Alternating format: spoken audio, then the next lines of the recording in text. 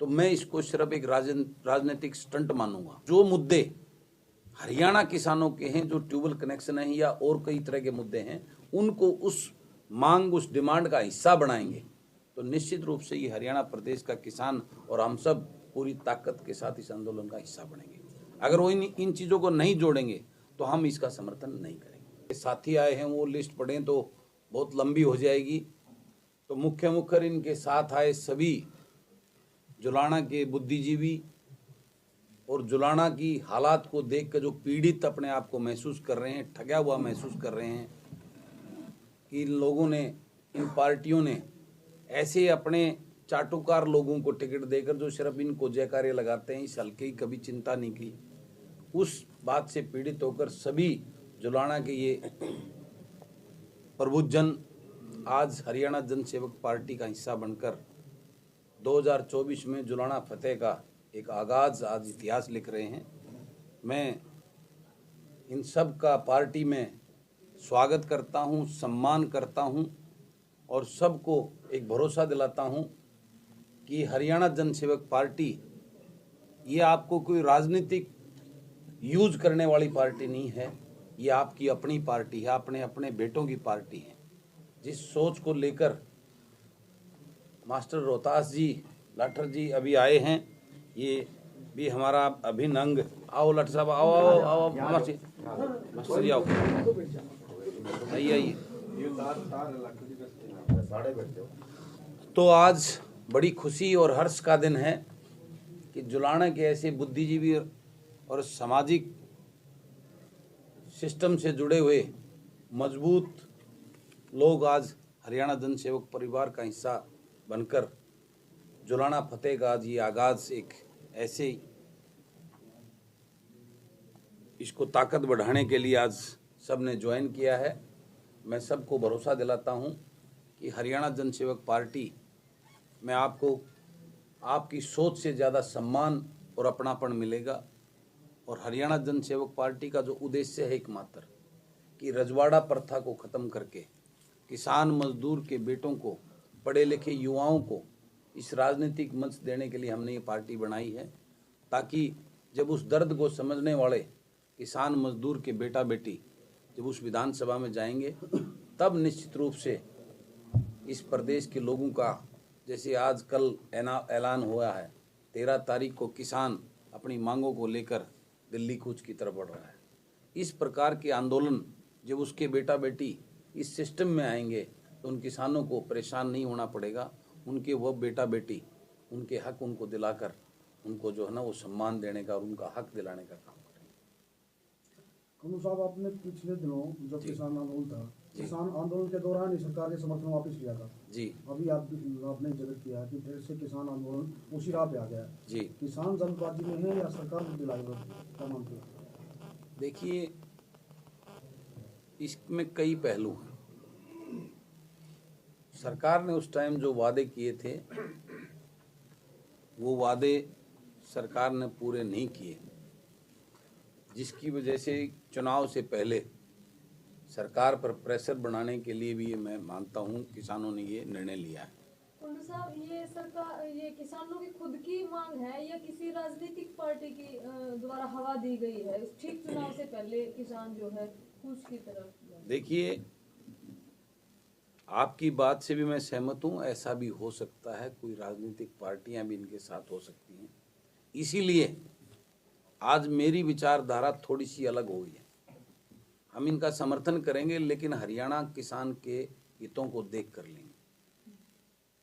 पिछली बार हरियाणा के किसानों ने पूरी ताकत के साथ इस आंदोलन में पंजाब का साथ दिया था, उस भाईचारे की एक इबादत लिखने का काम किया था और पंजाब के हमारे उन भाइयों ने हरियाणा को छोटा भाई कहकर हरियाणा के किसानों को गले लगाया था। लेकिन आज मैं ये कहना चाहता हूँ, उस बात को गुजरे हुए बहुत हो गए। उन भाइयों ने उस आंदोलन के बाद उस बात को याद नहीं किया जाके अपनी सरकार के पास कि हमारे छोटे भाई जिनको कहा था उनके हरियाणा को, उनको पानी का हक हम देंगे, उस बात को वो भूल गए। उस SYL का वो पानी देना हरियाणा के लिए उन भाई उनको उनका ये फर्ज बनता है, उस एजेंडे में उनको लेके चलना पड़ेगा। उसके अलावा हरियाणा के किसानों के कई मुद्दे हैं। आज एक ट्यूबवेल कनेक्शन बहुत बड़ी समस्या है। इसी प्रकार से अनेकों ऐसे मुद्दे हैं जो किसानों के, हरियाणा के किसानों के लिए बहुत जरूरी है। अगर वास्तव में दिल से ये आंदोलन किसान के लिए है और किसान के हक दिलाने के लिए है, तो उन पंजाब के भाइयों को ये एजेंडे के अंदर डालना होगा कि हम हरियाणा के किसानों को, अपने भाइयों को, जिसको छोटा भाई का है हरियाणा को, उसको वो उसका हक देंगे। हम बांट के जितना हमारे पास है, हम अपने भाई को उसका हक देने का काम करेंगे और जो हैं उनको उस मांग, उस डिमांड का हिस्सा बनाएंगे। तो निश्चित रूप से ये हरियाणा प्रदेश का किसान और हम सब पूरी ताकत के साथ इस आंदोलन का हिस्सा बनेंगे।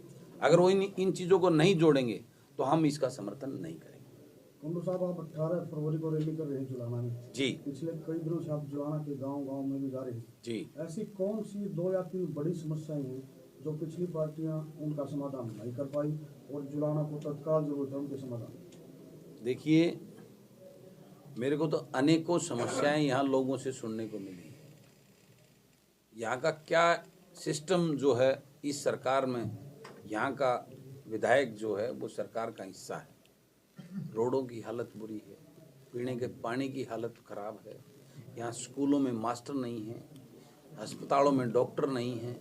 ऐसी कौन सी समस्या है जिसका मैं आपसे ही पूछता हूँ, आप बुद्धिजीवी लोग हो, मीडिया के साथी हो, हर लोग आप उन समस्याओं को उजागर भी करते हो। मैं आपसे ही पूछता हूँ, मुझे बताइए कि इस सरकार ने ऐसा क्या इस कार्यकाल में जुलाना के लोगों को दिया। ये जुलाना तो, और मैं तो जींद जिले को ही बोलता हूँ, हरियाणा का सबसे पिछड़ा हुआ अगर कोई जिला है वो जींद है। और पिछला इतिहास देखें, सबसे ज़्यादा भागीदारी जींद जिले की सरकारों में रही है, चाहे वो कांग्रेस की सरकार थी या चाहे अब बीजेपी की सरकार है। आज भी आप देखिए जींद के कितने विधायक जो सरकार का हिस्सा है, जींद के से ही बिलोंग करने वाले जो मेंबर पार्लियामेंट है। लेकिन क्या मिला इस जींद को, मैं आपसे पूछना चाहता हूँ। इस जींद को सिर्फ इन पार्टियों ने वोट लेने की एक मात्र जो है ना, एक ऐसे इमोशनली इनको ब्लैकमेल करके सिर्फ इनकी वोट लूटते हैं। जींद के लिए किया कुछ ही नहीं। उसी का पार्ट ये हालात है कि जुलाना हल्का, पूरे हल्के के अंदर मैं आपसे पूछना चाहता हूँ, जुलाना से और महम रोड जाता है। महम जैसी जुलाना की बाउंड्री खत्म होती है और महम की बाउंड्री खत्म होती है, आपको ये महसूस होगा कि महम शुरू हो गया है। मैं तो विपक्ष का विधायक हूँ, लेकिन मैं अपनी आवाज़ को उस अपने हल्के की जो समस्याएं हैं उसको पुरजोर तरीके से उस विधानसभा में उठाता हूँ और सरकार को मैंने मजबूर किया है वो काम करने के लिए, जिसका नतीजा है कि आपको वो फ़र्क महसूस होता है। जब आप जुलाना से महम जाते हैं तो महम बॉर्डर आते ही आपको एक सड़क का सिस्टम ही अलग नजर आता है। भाजपा की लड़ाई किसी राजनीतिक पार्टी से है या सिस्टम से है? हरियाणा जनसेवक पार्टी की लड़ाई पहले से मैंने आपका व्यवस्था परिवर्तन के लिए है।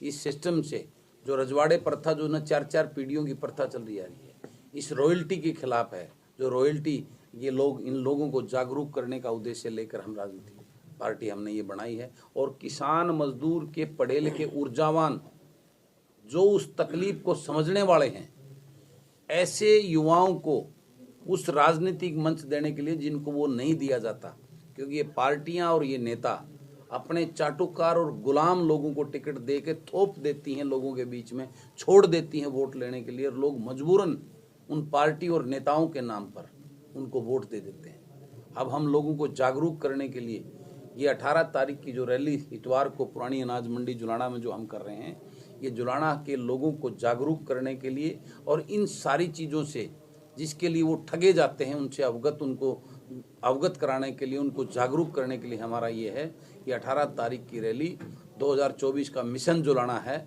और निश्चित रूप से मैं दावा करता हूँ अब की बार 2024 का जो विधायक होगा वो किसी पार्टी और नेता का पंगु ना होकर इस जुलाना हल्के के लोगों को चाहत का उनका अपना विधायक होगा, जो उनके दुख दर्द को समझने वाला होगा, जो उनके लिए आधी रात को भी याद करे कि उनके साथ खड़ा होने वाला होगा, और जो पूरी ताकत और ईमानदारी और निष्ठा के साथ में जो ड्यूटी और जो विश्वास जुलाना के लोग उस पर बरतेंगे, उसको विधानसभा में उठाकर इस जुलाना हल्के की समस्याओं का निवारण करने के लिए लड़ेगा।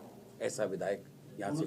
जैसे कि सतीश पहलवान जी अपनी टीम के साथ आज शामिल हुए आपकी पार्टी में, क्या मानने आपकी तलाश खत्म होगी? देखिए, इसका निर्णय हमारी ये पूरी टीम करेगी।